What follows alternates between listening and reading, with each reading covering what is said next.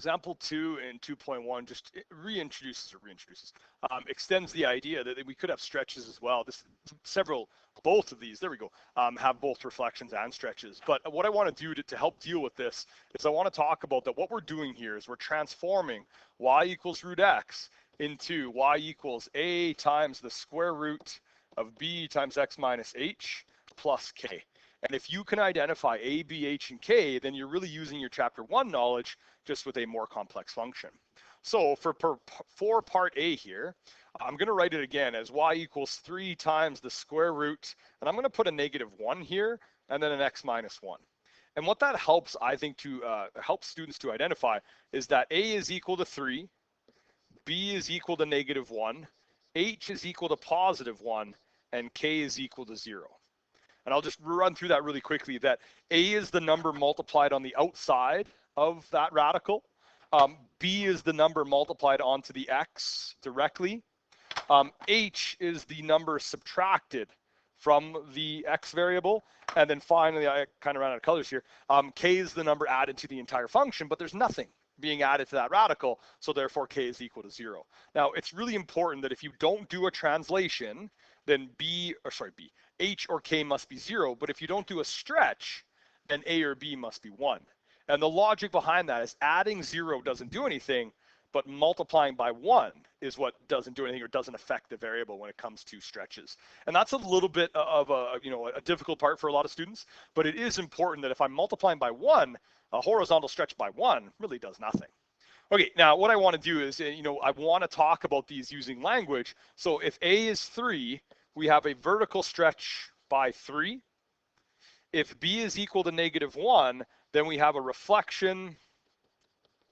I'm just going to put reflect over the y-axis. If h is equal to 1, we have a horizontal translation 1 to the right. And then finally, if k is equal to 0, I'm just going to put no effect. You could put, I guess, if you wanted to, vertical translation 0 up or down, but we tend not to like writing things that don't really do anything. Now, all of that is wonderful, but what I really like to push, and we're going to walk it through the notes step by step, each transformation after the other, but really what I could do is I could take any point on y equals the root of x, and I could transform it into -x plus 1, comma 3y. And what I'm doing there, I'm going to write it underneath, is I am applying the parameters a, b, h, and k to my general mapping, which is 1 over bx plus h, comma ay plus k. In this particular question, b is -1, h is 1, and a is 3. So knowing how to write that mapping is extremely powerful because, I don't think it's a stretch to know 5 or 6 points on y equals root x, and then we can work through the mapping to identify where they go. Now, what they do in the notes, and I'm going to be consistent with that, is they do talk about how to do this one transformation after the other. And there's nothing wrong with that, but what we talk about in chapter 1 is really important, that you have to make sure you do stretches and reflections before you do translations. And that's going to be an important consideration throughout. Anytime we're doing transformations, just like BEDMAS, honestly, we multiply and divide before we add and subtract. Okay, let's get to this. So you need to know what y equals root x looks like. That's our standard radical function. When I vertically stretch it by a factor of 3, the x coordinates don't change, but their corresponding y coordinates do. Right, so we see that right now that blue and the red graph have exactly the same domain. When I reflect it in the y-axis, though, the domain has now changed. Right, the domain has gone from x must be greater than or equal to 0 for my blue graph to x must be less than or equal to 0 for my green graph. And then finally, I'm going to move that green graph 1 unit to the right. Now, there's a lot of stuff going on that function, so I'm just going to step back and forward so we can see it. What we have done is we've gone from y equals root x to y equals 3 times the root of -x minus 1.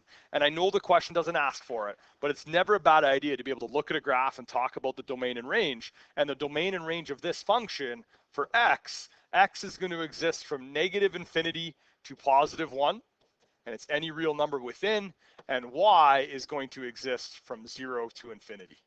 Really important that you're able to write this in interval notation. I'm going to put the inequalities beside them.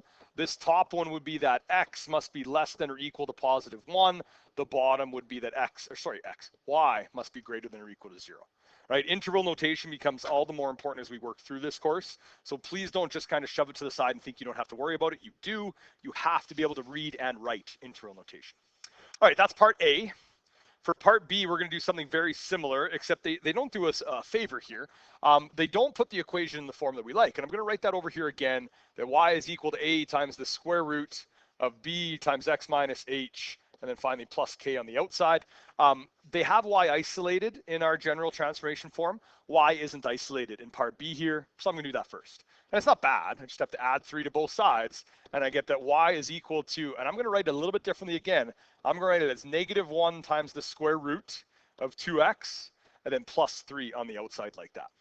And I think, again, that helps to identify that a is negative 1, b is positive 2, h is 0, there's nothing being added or subtracted to the x, and k is positive 3, which lets me know that we are going to reflect. I spelled reflect wrong, that's just genius. We're going to reflect over the x-axis.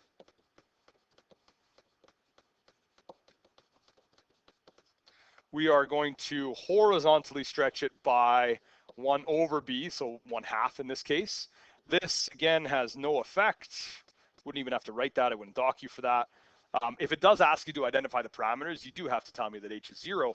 And then finally, because k is positive 3, there's a vertical translation 3 units up. Now, I really, really like the mapping, and if you've heard me say that probably 10 times already. What this is summarized as is x comma y on my original function is going to turn into, I want to make sure I get everything right, it's going to be 1/2 x comma negative y plus 3. And understanding how to go from the transformations or even the values of a, b, h, and k to the mapping is super, super useful in this course. All right, again, they're going to step us through that kind of step after step, making sure that we do the stretches and reflections before the translations. So the horizontal stretch by a factor of 1/2 multiplies all these x values by 0.5. Then I reflect it across the x-axis, and then I move it 3 units up. Now, I went through those relatively quickly. I honestly wouldn't recommend drawing all 4 of these on one graph because it looks confusing as all heck to me. Instead, using our mapping, what we could do is we could get these points. The mapping would tell me, okay, it goes through 0, 3, 1, 2. 2's an ugly point, but there is one there. It's probably just a weird radical number. Oops, sorry about that. What have I done here? There we go. All right, this is the final form of our function. Nothing wrong with typing that into your calculator as well. You have technology, make sure you use it. And I know the question didn't ask for it, but one more time, we're going to do domain and range because they're so important. I'm going to use interval notation here. So x exists from 0 to infinity, and it's any real number within. Y, though, is a little bit trickier. The largest value of y is positive 3, but it is going to go down to negative infinity. So we're going to go from negative infinity to positive 3 with a square bracket on that positive 3. Again, pushing that interval notation is really just thinking long-term because we use it a ton in trig and honestly a ton in the rest of the course as well.